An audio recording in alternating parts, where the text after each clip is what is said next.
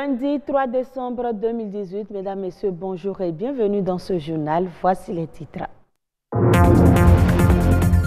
Plus vulnérables face au changement climatique, ils sont rangés dans une catégorie dénommée genre.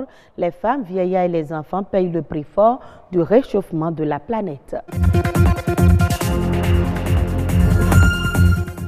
Le Gari est en passe de devenir un label. Les acteurs qui interviennent dans la production de ce produit viennent de créer une plateforme afin de miser sur sa qualité.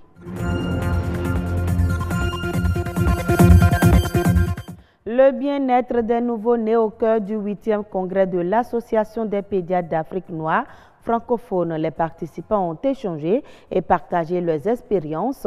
Les conclusions de la rencontre dans ce journal. Démarrons ce journal par cette nouvelle brève. La COP 24 s'est ouverte ce dimanche dans un contexte défavorable pour le climat alors que les événements climatiques extrêmes se multiplient. Le rapport de l'Organisation météorologique mondiale paru le 28 novembre prévoit une augmentation de la température de 3 degrés Celsius d'ici la fin du siècle. Pourtant, les dirigeants des États-Unis et du Brésil refusent d'inscrire leur pays dans la lutte contre le changement climatique.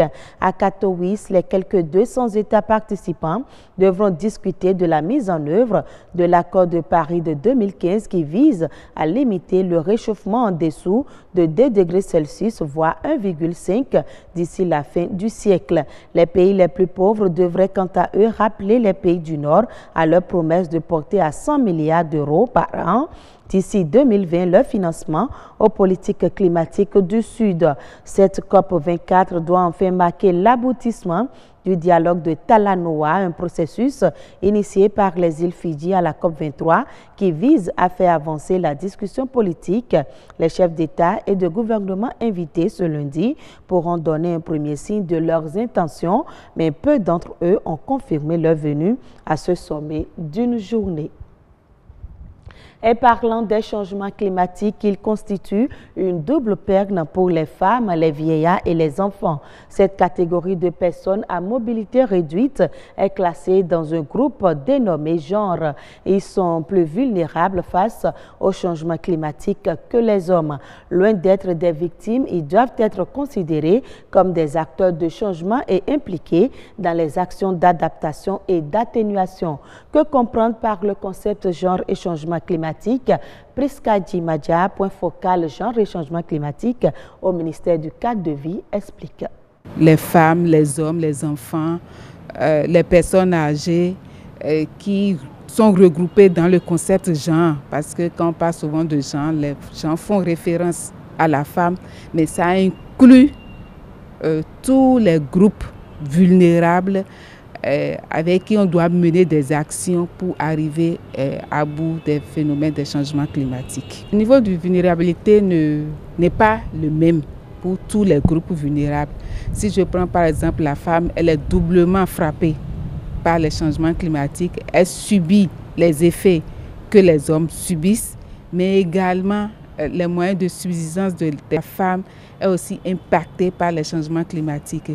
En dehors même du fait des changements climatiques, la femme est le pilier du foyer. S'il y a des actions d'adaptation qui ne prennent pas en compte les besoins des femmes, parce que les hommes et les femmes n'ont pas les mêmes besoins, c'est des besoins différenciés. Donc, quand on veut mener des actions pour s'adapter au changement climatique ou bien pour atténuer les effets des changements climatiques, les femmes sont sur tous les fronts. Donc, si on n'implique pas les femmes, si elles ne sont pas au niveau des prises de décision, je ne pense pas qu'on pourra arriver à vraiment mener des actions qui vont soit aller dans le sens de l'adaptation. La première proposition du Bénin, c'est d'abord le renforcement de capacité des femmes pour qu'elles arrivent à internaliser les changements climatiques, les questions en négociation sur les changements climatiques. La deuxième préoccupation, c'est comment mobiliser les ressources. Il faut voir avec les partenaires qui seront à la COP, dire que le Bénin, le niveau de vulnérabilité, les actions qui sont déjà menées, les acquis du Bénin dans cette thématique seront expliquer à la COP et pour mobiliser des ressources et pouvoir mener des actions sur le terrain. Faire du gari un produit identitaire reconnu au Bénin, c'est l'objectif de la plateforme Gari. Elle réunit tous les acteurs qui interviennent dans la chaîne de production et veut miser sur la qualité pour faire du gari un label. Igor Ayoso, Estelle Pazou. Ici, les femmes sont occupées. Elles épluchent le manioc pour le transformer en gari. Étape après étape, le travail est manuel et même pénible. Pourtant, ces femmes réussissent. Mais il faut désormais voir grand. La plateforme Gari Bénin est la réponse à cette préoccupation. Elle réunit ici producteurs, transformateurs et commerçants afin d'œuvrer pour la promotion des produits dérivés du manioc. Aujourd'hui, nous appuyons les entreprises, des femmes qui sont dans la transformation pour pouvoir accéder au marché tant au niveau national, régional et qu'à l'international. L'efficacité, la quantité et surtout la qualité, tous ces critères sont de mise pour conquérir le marché international. Et la Fondation des États-Unis pour le développement en Afrique, USADF, depuis plusieurs années, met tout en œuvre pour les conjuguer en acquis. Déjà depuis plus de 5 ans, avec le gouvernement du Bénin, à travers le ministère des Petites et Moyennes Entreprises, nous offrons des subventions pour aider à avoir des équipements respectant les normes et avoir aussi des unités de production qui respectent les exigences en matière de qualité pour le faire. Donc nous donnons de cette subvention, nous donnons des renforcements de capacité, nous les aidons aussi à tisser des relations avec les institutions de microcrédit pour avoir les fonds complémentaires pour que cela ne se repose pas sur juste des subventions, pour pouvoir étendre leurs activités, accroître leur business. Après avoir suivi avec attention les différentes communications sur les normes de sécurité sanitaire indispensables à toute entreprise qui vise le marché sous-régional et international, les producteurs de manioc, un des principaux acteurs de la réussite des objectifs de la plateforme, ont déduit eux-mêmes les défis qui sont désormais les leurs. Nous devons d'abord assurer la qualité de la production. Donc on doit produire la matière première de bonne qualité. Et le second défi, il faudra que ça soit en quantité suffisante pour pouvoir satisfaire les transformatrices. Un troisième défi, ça doit être la disponibilité de cette matière première. Par la voix de leurs représentantes, les femmes transformatrices et commerçantes ont pris l'engagement d'aller par Monzevo porter l'information aux autres femmes avec un accent particulier sur les exigences pour une meilleure qualité.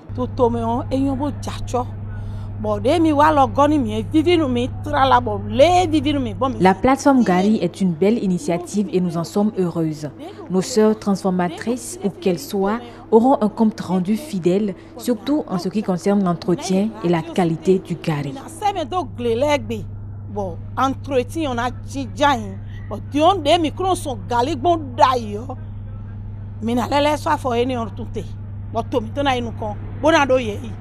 Un bureau composé de 3 membres, une présidente, un secrétaire et une trésorière a été mis en place, toujours dans le but d'agir et grandir ensemble au nom de la plateforme Gari.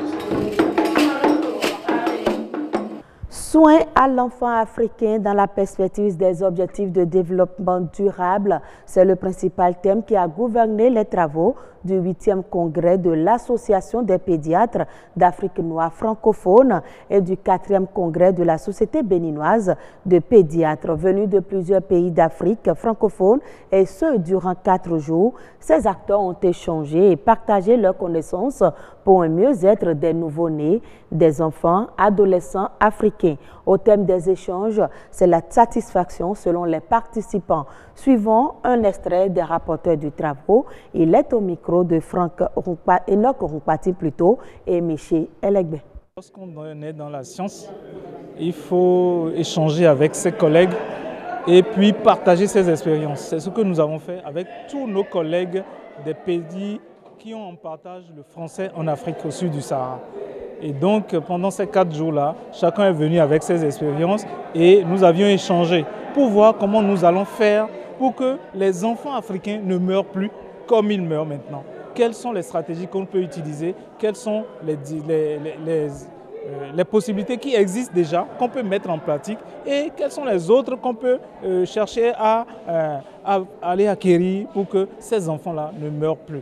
Donc, la plupart, c'est des médecins, c'est des spécialistes qui travaillent chacun dans leur pays et qui sont venus échanger. Et donc, nous avons ce creuset-là entre Africains pour que, bon, on ne soit pas seulement là à dire on va courir derrière les Blancs, ainsi de suite, alors qu'on peut s'échanger beaucoup de choses qu'on puisse faire. Nous avions également pris des résolutions que nous allons mettre en pratique chacun dans son milieu de travail pour que vraiment l'objectif soit un objectif atteint. Parce que sur le plan international, on demande aux pays moins avancés d'atteindre un certain nombre d'indicateurs, notamment la réduction du taux de mortalité infantile à moins de 25 pour 1000 d'ici 2030. Et pour les nouveaux-nés, à moins de 12 pour 1000 d'ici 2030. Donc il faut travailler, il faut qu'on mette les mains ensemble, il faut qu'on marche ensemble, il faut qu'on puisse trouver de nouvelles méthodes, et puis ça va permettre à ce qu'on puisse travailler pour que cet objectif soit atteint. Le ministre de la Santé était venu ouvrir ce congrès, et puis il a bien dit que le thème du congrès allait très bien dans le sens donc, du programme d'action du gouvernement. Donc nous, on est des techniciens et nous sommes prêts à donner nos avis sur un certain nombre donc, de démarches que l'orientation générale de ce pays nous propose. Ce congrès, ça se tient tous les 3 ans et ça va se tenir au Mali. Donc c'est le Mali qui a été désigné pour organiser ce congrès donc, dans 3 ans. L'Éthiopie devient le premier pourvoyeur de trafic aérien vers l'Afrique, un nouveau record pour le secteur du transport aérien éthiopien qui vient de surclasser Dubaï. L'aéroport d'Addis Abeba a enregistré une hausse de 85% du nombre de passagers en transfert international vers l'Afrique subsaharienne entre 2013 et 2017 contre 31% pour Dubaï. Pour l'année 2018, la capitale est-africaine a enregistré une hausse de 18% de son nombre de voyageurs vers l'Afrique. C'est le résultat des efforts engagés par le gouvernement éthiopien pour améliorer ce trafic. Et avec le boost récent des activités d'Ethiopian Airlines, le pays est bien parti pour consolider sa place de leader africain dans le secteur pour plusieurs années encore. Et ce sera tout pour ce journal. Je vous retrouve à 19h45.